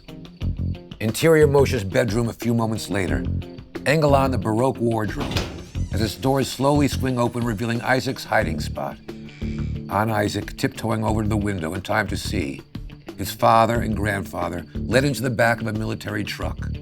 Then, the police captain shakes hands with a uniformed military officer whom we recognize as the regiment commander from AVRUM's Jewish labor unit. Fade to black. Interior FERENC's house, day. Branka opens the door. It's Eden lugging her cello. Eden, 10 minutes tardy. Eden steps in sheepishly. Interior study, FERENC's house a moment later. Eden enters, unpacks her cello. FERENC sits next to her. Mathematics held our class because of a fire drill. Shh. Herr Schuner received word today. Alfred Holtz of the Franz Liszt Institute will be arriving into town 2 days from now. So, 2 days to be flawless. 2 days to be flawless. A lifetime of regret if you fail. Ready yourself. It will be a long night. FERENC nods. Eden begins playing a few chords, then stops herself. It's clear she's distracted. Sorry. A professional musician learns to turn a deaf ear to anything that could cause inattention or distraction. You're no longer a child playing a winter recital. You're a young woman striving to reach her creative potential. His hand pats, then cradles her knee. Again. Eden begins playing again, and the once neutral hand on her knee now slowly, ominously creeps up her thigh. Eden doesn't stop him, nor does she stop playing. He keeps going, higher now, past the hem of her skirt. This she stops, whips an angry look at him. Look at Herr Holtz. Don't look at me. Eden then slowly spreads her legs, and FERENC's hand continues exploring north, inching higher up her skirt until he finds her crotch. Eden winces. It's the first time she's ever been touched. Eden immediately stops playing and removes his hand from under her skirt. Silence. Until... How could you? I thought you were my friend. I am. But I can be so much more if you let me. FERENC leans in and tries to kiss her. This time a little rougher, forcing her to shove him off. I will not let you. I will never let you. Which freezes FERENC as Eden packs up her cello. Please, forgive me. Don't leave. FERENC blocks the door. Few people have mastered the cello as you have. Let me go. FERENC moves as she opens the door. I will regret this moment forever, but where else will you go for help? Herr Schuner will not have you. The students all hate you. Eden tears up, then leaves, slamming the door behind her. Interior foyer, continuous. Eden briskly walks out, passing Branka setting the table. Eden, what's wrong? Eden ignores her. Off Branka, clueless. Interior living room, KATZ family house, afternoon. Benny Goodman's Moonlight Serenade plays over the radio. Wolf is in the kitchen doorway. Dove and Inga on the couch. All three watch as DEVORAH paces, energized. I'd be nanny to their children. Young ones, not much older than Goody and Sarah. The extra money would be a godsend. Will you quit the salon? I'll shift my days to the weekends. Unlike Rosie, that old hag, CLARA has an amazing sweetness to her. Under which the front door swings open. It's Isaac. Isn't you in the kitchen? She's putting down the twins for a nap. How's Budapest? Are you wearing cologne? Isaac waves him off, shouts. And you? Where's Papa? Still hampered by his injuries, Dove slowly rises off the couch as SARI enters. Shh, the twins are asleep. Is your father outside? Isaac, where is he? He and grandfather were arrested. SARI's jaw drops. The rest of the family's in shock. When can I see him? What's the charge? I have no answer for either. This was TIBOR. Isaac nods. After a beat. Go ahead, brother. Say how I brought this on, that this is my fault. Isaac lowers his head, refusing to answer, opting to take the high road.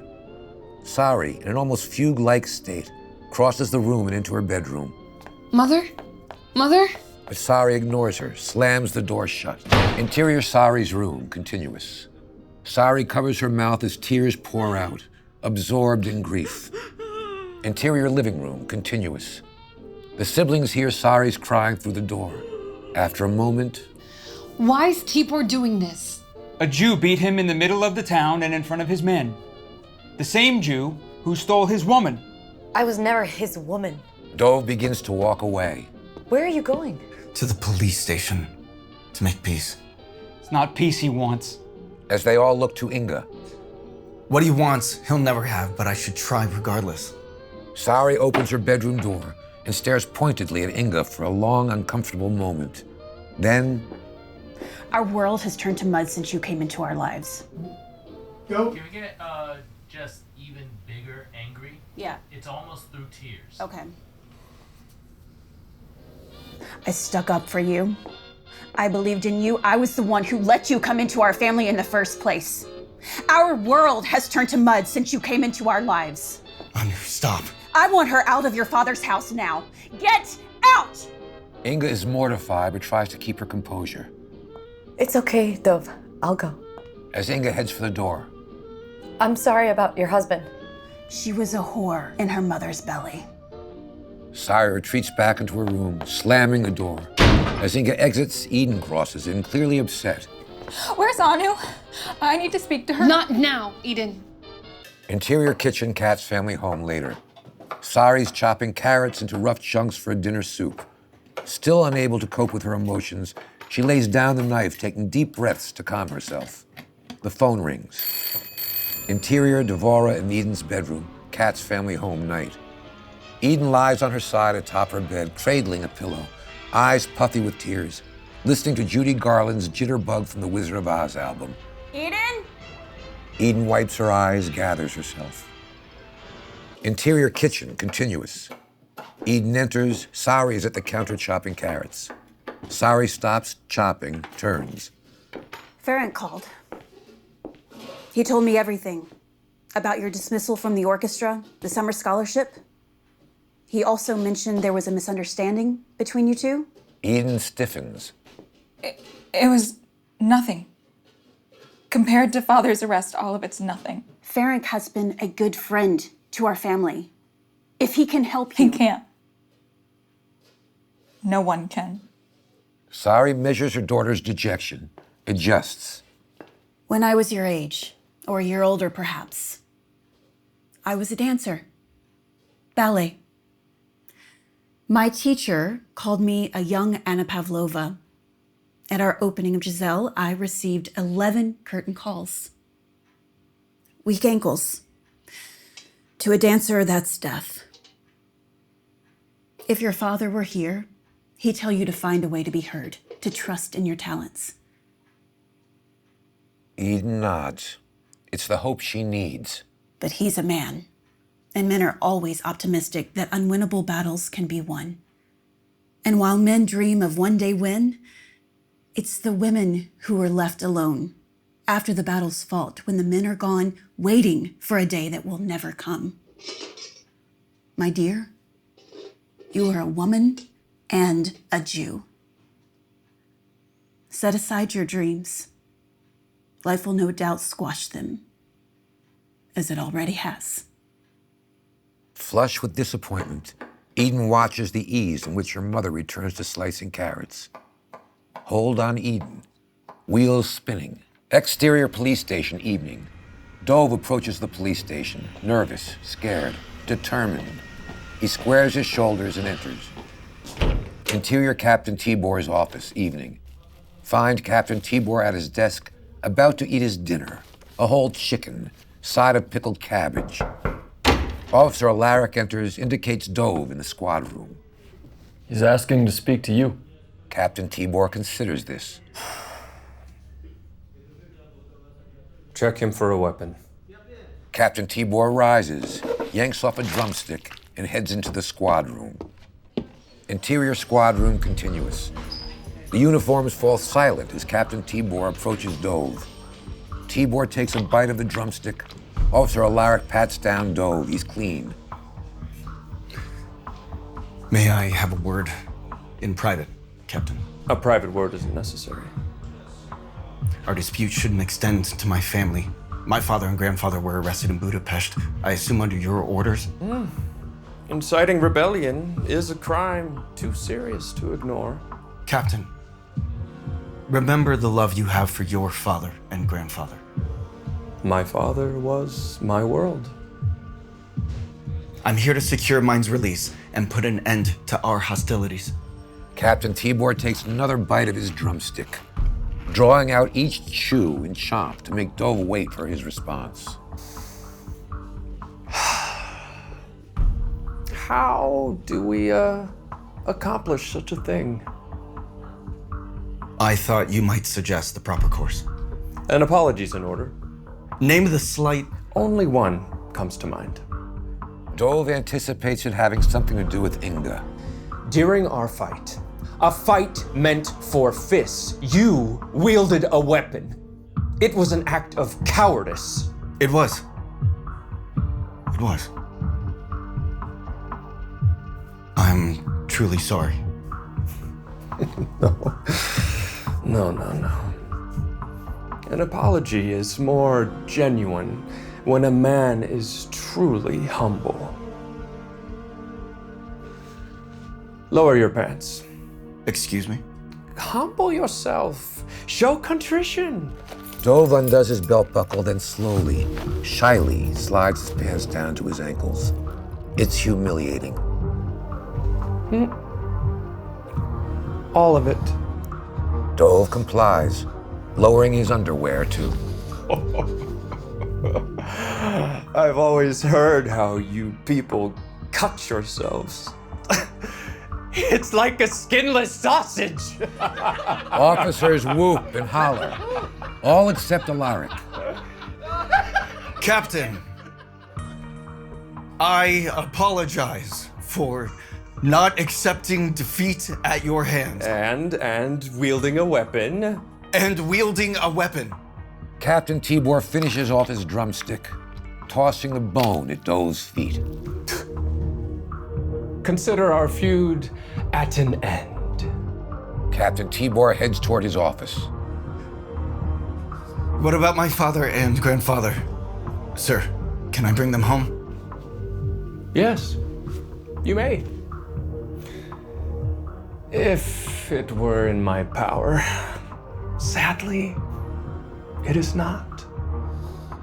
Crushed and humiliated, Dove pulls up his pants, off which... Exterior police precinct, night. Dove exits to find Isaac and Wolf leaning against the car waiting for him. The look on his face says it all. Interior car, night. Isaac's driving, Dove's in the front seat, Wolf the back. After a few beats of silence, Isaac turns to Dove. It's clear what you're thinking. But I assure you, killing a police captain because he shamed you is madness. Dove's eyes shift, opts not to respond. Wolf leans forward. He's not you. The world wrongs him, and he can't accept it. I accept it because I must. I have a family. You were a police officer, and they took that away. You were a butcher, they took that away too. Soon, there'll be nothing left. Except that stick up my ass. Silence for a few moments. Then Dove turns to Isaac. Wolf's right. The only peace with TIBOR comes from the end of a knife. It's not just for what he's done to me or to Papa, but what he will continue to do to all of us. If TIBOR is killed, no matter which one of us wields the blade, it will be you who's arrested. Or worse. I'll be dead to you soon anyway, brother. Why should that bother you? As Isaac absorbs this dig, a speeding car driving behind them fires off a flurry of honks. What the? The car pulls alongside them. It's Alaric. Do you know the old Pollock house? Meet me there in an hour. It's about your father. Alaric speeds ahead. Off the brothers, wary. Exterior old Pollock house, night. Isaac slowly creeps the car to a park, then he and his brothers get out. Wolf draws his knife. Interior old Pollock house, night. Dilapidated. No one's lived here in years. Isaac, Dove, and Wolf enter. Find Alaric waiting. Alaric sees Wolf's knife unsheathed. You won't need that. Isaac, this has gone too far. I don't support how TIBOR is pressing your family. You were one of us. It all began over a girl. Love can madden a man's heart. So can pressing a man's family. Alaric, we only want our father and grandfather released. I know, but TIBOR wasn't lying to Dove. He no longer has the authority to do so. Why not? They were assigned to a labor battalion on the Russian front. How can such punishment be legal? TIBOR found the proof he needed in a letter your grandfather wrote to your father. The letter's still on the kitchen table. Ani was reading it over coffee this morning. He doesn't require the letter, only someone to have read it and have knowledge of your father's trip to Budapest. Do you know of someone who would betray your family? Isaac nods slowly as the answer comes in a eureka moment. Thank you, Alaric. Alaric exits. Isaac looks to his brother. Georgie. The letter sat on the kitchen table while he stuffed his fat face with Shenekin. He's informing on Jews, brother. He has to answer for this. And he's no fucking police captain. Isaac considers this. Dove is on his own train of thought. Peter Laszlo's father was sent home from his labor unit in Yugoslavia. He tells the story of a man he knew. The guards made him into an ice sculpture. He was stripped, hosed down with water, and left out into the cold to freeze. Papa will die. And it's my fault. Isaac looks at Dove, forgiveness and mercy in his eyes. No, it's not. The world shouldn't be this way. Don't look at the world as it should be, brother, but as it is. If this is the world as it is, then we will make it as it should be. Let him suffer and remember. Isaac nods to Wolf, who realizes Isaac's intention. Let him suffer and remember. They both look to Dove. Let him suffer and remember. Interior Isaac and Bella's bedroom, KATZ family home night. Isaac stands over Janos asleep in his crib, the one gifted to him by Moshe, admiring the delicate craftsmanship. Isaac then turns his focus to Janos, gently caressing the curvature of his face, as Rosa enters. His fever spikes, but then he's cool to the touch. Will you stay the night? Of course. Anytime. Isaac and Rosa share a look. He considers her kindness. His heart grows heavy. Exterior KATZ family home night. Isaac, Dove, and Wolf walk out of the house with rifles cradled in their arms, hats pulled low, scarves wrapped around their necks. Headlights wash across the house and barn as a truck pulls up to the farm. The driver gets out. It's Uncle YEHUDA, carrying a coil of rope. Determined nods are exchanged. They throw the weapons in the truck bed. Isaac sits in front, Dove and Wolf in the truck cab. As the truck barrels through the night, down a winding country road, we time cut to exterior Georgie's cottage night. Georgie stumbles half drunk out of his cottage, buttoning up his coat as he does. A loud whinny from a horse in the barn seems to be sounding an alarm, but Georgie seems more annoyed than concerned, grumbling, God damn it. God damn it, under his breath. Georgie shuffles to the barn, pulls the door wide, enters. Interior Georgie's barn night. Georgie stops in his tracks. He finds a lantern on the chopping block, backlighting Dove and Isaac. Who's there? Show yourself. Dove and Isaac step into view, level their rifles at Georgie. Georgie's face wans. No doubt why they're here. You! Georgie backs up toward the door, turns to escape, but whack! He runs into a meat cleaver, coldly wielded by Wolf. Georgie collapses, screaming and writhing in pain. You filthy fucking Jews! Wolf quickly draws his knife, nods to his brothers who move with a determined fluidity. Isaac pins down Georgie's legs, similar to the way he did Janos's during the bris. which he realizes as he does it. Dove pins Georgie's arms. Wolf grabs Georgie by the hair and yanks his head back, exposing his neck. Then, in one smooth motion, Wolf slices Georgie's neck open like a cow to slaughter. The brothers release their hold on Georgie and watch as his body convulses until ultimately bleeding out. Isaac, Dove, and Wolf exchange a dark look of no return. Then Dove moves back to Georgie's body, kneels. As the camera pans over each sibling, we hear AVRUM's voice. Dove Solomon, Isaac Nathaniel, Wolf Adam. Exterior grassy field, tree line, night. Back to the minefield, AVRUM's story. We're picking up a short time later after Moshe's death. On AVRUM as he repeats the names of his sons to himself. Find the regiment commander as he selects the next 5 Jews to walk the minefield. It's time, Rabbi. AVRUM reluctantly lines up with 4 other Jewish men at the edge of the minefield. The look in his eyes, the fear of a man staring down the end of his life. He startles as, "Forward!" AVRUM takes a halting, hesitant step forward.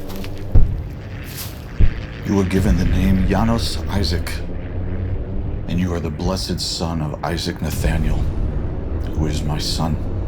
Then another step, and another, and another. Then, boom! The landmine explodes to AVRUM's left, sending debris and blood into the air. AVRUM keeps walking, focusing on a faint path in the grass and following it. And I am the son of Moshe Abraham, and he is the son of Mordechai Yosef. AVRUM trails off as the bloodied body comes into view. It's Moshe. The old man lies on his back, arms held open at his side, peaceful eyes looking to the sky. AVRUM wills himself to look away and walk on. He resumes his prayer, a frantic edge creeping in. Janos Isaac, DEVORAH Judith, Eden Sarah, Sandor Ben Yaakov. AVRUM searches the ground for any sign of a wrong step, but the grass is thick. Each step may be life. Each step may be death. He pauses to the chagrin of the Hungarian officers who can be faintly heard egging him on. AVRUM looks to his right, and there across the field is a saga antelope, the same one we saw in the opening. AVRUM and the antelope hold their gaze. Not even a whistling bullet in the grass break their uncanny connection in this moment. Then, the moment ends as the antelope spooks and runs into the trees, disappearing from view. AVRUM looks down and reacts to what he sees in the grass before him. His next step had the animal not caught his attention. A landmine. AVRUM carefully steps over it, trying not to be obvious, and continues on. Step after step. He closes his eyes, continues walking until he successfully reaches the tree line. He's alive. Bezras Hashem.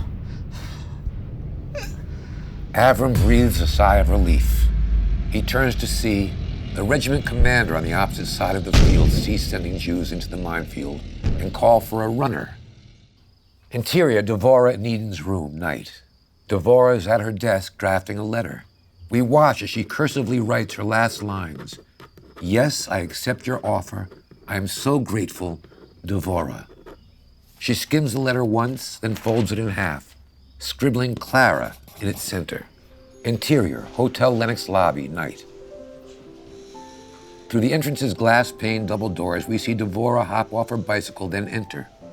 She pulls up to the front desk, presents the letter to the hotel clerk, 60s male. Please deliver this to one of your guests. Clara, I don't know her last name. Blonde, German. A German hasn't stayed here since December 1939. Are you sure she's at the Lenox? Yes, I was in her suite this afternoon. She has 2 children. Her son limps in a leg brace. The hotel clerk checks over the registry. Sorry, miss, there's no Clara staying here. Well, take a look. Hans, Kovacs, 2 gentlemen from Budapest, having no wives and no children. DEVORAH skims the book, looks up, dumbfounded and confused. Exterior, Hotel Lenox a few moments later. DEVORAH walks toward her bicycle, mind spinning. Suddenly, a rush of panic glosses over her as she comes to a realization. Exterior Krosha Street, night. Vacant of all pedestrians. Find DEVORAH getting off her bike, something gnawing at her. She's now standing in front of the Krosha Street salon. She looks next door to the travel agency storefront window and examines the item that held her attention earlier. It's a poster advertising international travel. A mother, Clara, leading a young boy, Hans. The boy's disabled. And girl, Heike. Up air stairs onto a plane destined for Munich. DEVORAH's eyes widen, begins piecing it together. Oh no. DEVORAH realizes the frightening truth. She had some kind of episode, and her conversations with Clara and her children never happened. They stemmed solely from her subconscious imagination. DEVORAH falls to her knees, crying. The sound of a cello playing slowly rises that takes us into interior, DEVORAH in Eden's room, morning. The cello's tune carries over a series of shots. Eden styling her hair in the mirror. Eden putting on a fancy dress. Eden tuning her cello. Interior, orchestra room, day. Under the cello, Herr Schullner and FERENC flank Herr Hals, plump, 65, presenting him to their class. It is our deepest privilege to have you as our guest, Herr Hals. You'll find our orchestra students a most adept bunch. Herr Hals takes an empty seat among the students. The fact that he chose Eden's seat is not lost on us. Lacey anxiously walks to the front of the class, flute in hand. Exterior thoroughfare, day. Under the cello, Eden walks into the middle of the street, cello strapped to her back, carrying a small stool. She unloads her instrument from its case, takes a seat, and readies her bow. Her eyes like ice, a picture of concentration. Eden begins her solo, playing into the cello piece we've heard thus far throughout the scenes. Exterior Georgie's farm, day. Under the cello, Officer Alaric salutes Captain TIBOR, now beelining from his vehicle to Georgie's house. He passes Rosa, leaning on a fence in front of the farm's cow pen, weeping hysterically, being consoled by a neighbor. Bastards! Captain TIBOR swings open the front door to find Georgie hung by his arms, from ropes tied to the rafters, with a message scrawled on old parchment pinned to his chest. The message reads, "Hurt Jews." But that's not the only message left behind by the perpetrators. Georgie's pants and underwear have been lowered to his ankles. That message is specifically left for Captain TIBOR from Dove. Interior cowpens, KATZ Brothers Butcher Shop, day. Under the cello, a melancholy moment grips Dove, Isaac, Wolf, and Uncle Yehuda as they scrub down their cows in preparation for sale, each silently contemplating last night's events. The camera locates a photograph hanging on the wall of AVRUM, Uncle Yehuda, and AVRUM's son standing in front of the shop. Exterior Ukrainian minefield, day. Under the cello, AVRUM seated on a fallen log, sipping a bowl of soup along with what's left of his labor battalion. He's destroyed inside. He looks out across the field to where Moshe's body can barely be seen in the grass. Thundering forward through the narrow, mine-free expanse of terrain is a column of Nazi panzer tanks. The panzer captain, regaled in military uniform, with a crisp swastika armband on display, sits atop the lead vehicle surveying the Hungarian lines. As the panzer captain passes AVRUM, he smugly, half-heartedly salutes him.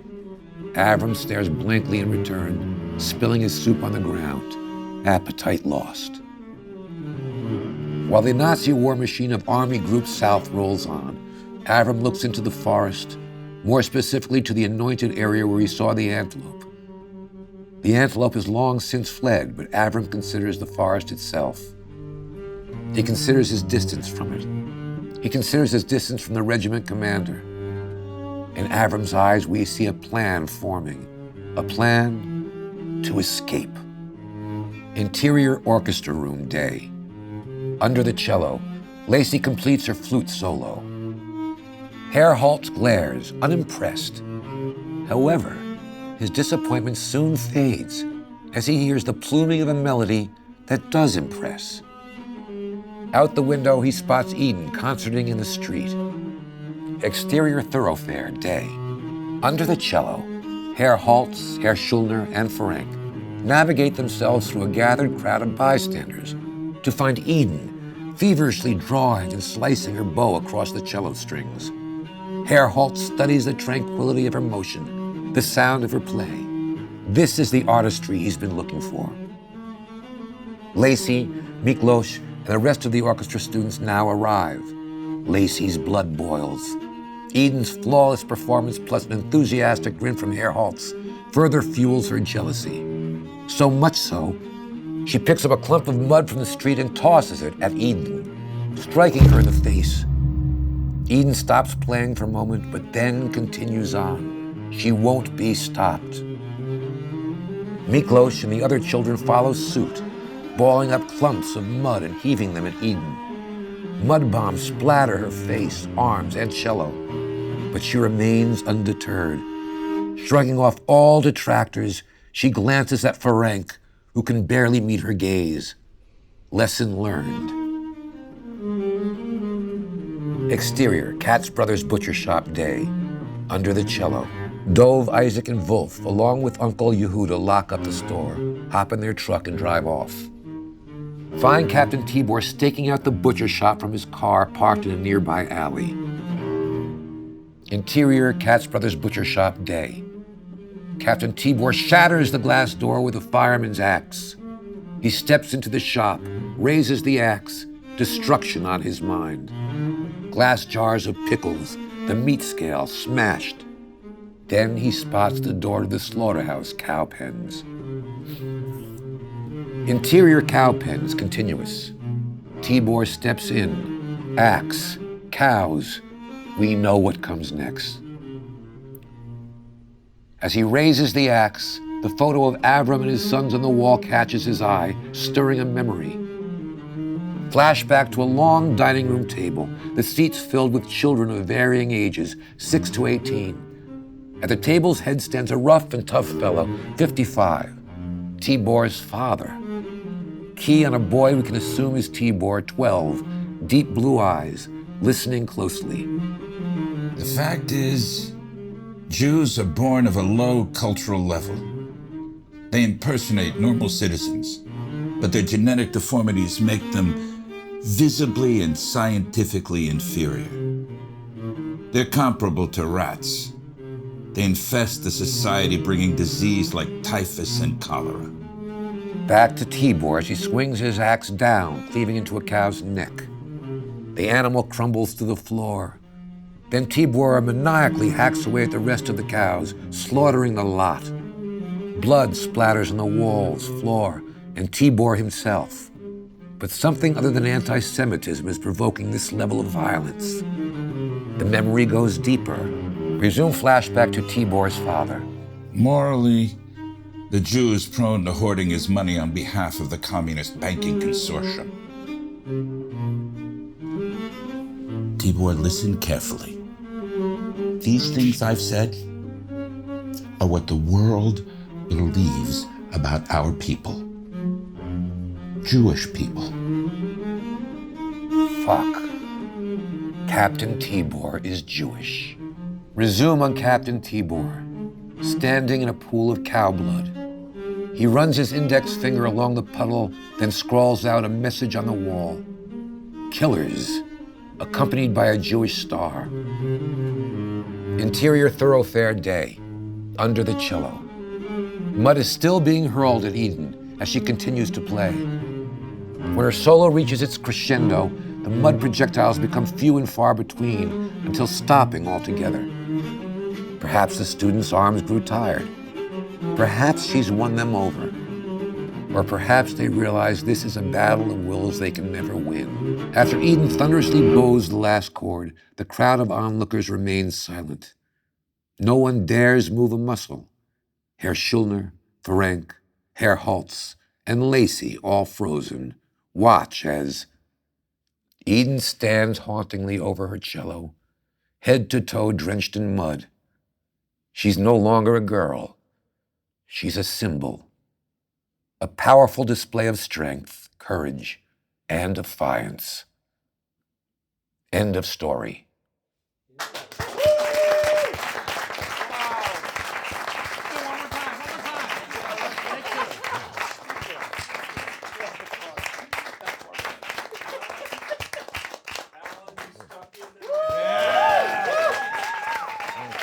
Thank you, everybody.